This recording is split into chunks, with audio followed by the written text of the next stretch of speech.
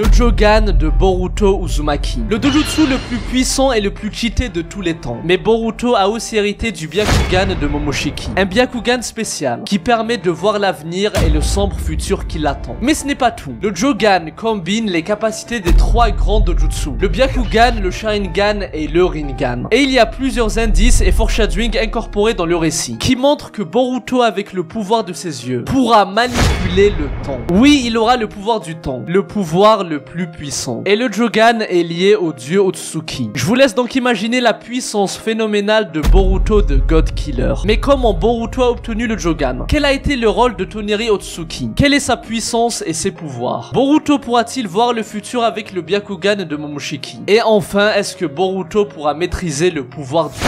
Vous allez tout savoir dans cette vidéo. Et les amis, on est bientôt 200 000 abonnés sur la chaîne. Donc éclatez ce foutu bouton d'abonnement. Et voici la question de culture du jour. Citez-moi au moins 2 personnages de Black Clover. Et les amis, j'ai une très bonne nouvelle pour les fans d'Asta. L'excellent jeu Black Clover M Rise of Wizard fête son demi-anniversaire. C'est un RPG tour par tour disponible sur mobile. Vous retracez les aventures palpitantes d'Asta, un sans mage qui veut devenir le roi sorcier. Et avec ce demi-anniversaire, il y aura une série d'événements incroyables. Il y a l'arrivée des nouveaux persos surpuissants, le SSR Spirit Drive Uno, la transformation phénoménale du rival d'Asta, est connu pour être un Dark Sasuke. Et actuellement, il y a l'ouverture du 12e chapitre. Vous allez participer à des compétitions de fous furieux, afin de réussir l'examen de sélection des chevaliers royaux. Et les amis, je compte sur vous pour aller hagar les méchants. Mais moi perso, mon préféré, ça reste Black Asta, qui revient pour une durée limitée. Regardez-moi ça, le gameplay est riche, avec une animation d'attaque incroyable. On sent la puissance démoniaque d'Asta, surtout sur son attaque ultime. Et moi perso, je kiffe être plongé dans un monde de fantasy. On peut se balader dans plusieurs villes, avoir des combats de fous. Et durant l'événement du demi-anniversaire, vous allez recevoir 100 tirages gratuits et l'opportunité de relancer 999 fois. Donc foncez au plus vite dans le lien en description pour jouer à Black Clover M Rise of Wizard et obtenir votre perso préféré. L'histoire complète du Jogan, le dojutsu le plus puissant. Ton œil est l'étoile de l'espoir face à la destruction qui surviendra. Toneri Otsuki parle à Boruto à travers son rêve. Il lui révèle que son œil chassera l'ombre au profit de la lumière. Boruto portera dans le futur le poids du monde sur ses épaules. Et ça sera uniquement lui qui pourra sauver l'humanité. Mais pour réussir cet exploit, il devra maîtriser le pouvoir qui sommeille en lui. Et il s'agit de son œil surpuissant. Naruto et tous les autres ninjas ne connaissent pas l'existence de ce pouvoir. Cet œil est un mystère. On se demandait alors quel est donc ce nouveau dojutsu. Et on a eu la réponse après l'épisode 15 de l'anime Boruto. Grâce à Shang-Chi, un animateur de Boruto, très connu pour le combat historique Naruto et Sasuke contre Momoshiki. Une des meilleures scènes de combat de tous les temps, qui a plus de 60 millions de vues sur YouTube. Bref, ce dernier a fait un dessin sur son blog, dans lequel on voit Boruto nettoyer son œil. Et il dit que le dojutsu spécial que Boruto utilise dans l'anime, ce n'est ni le Byakugan,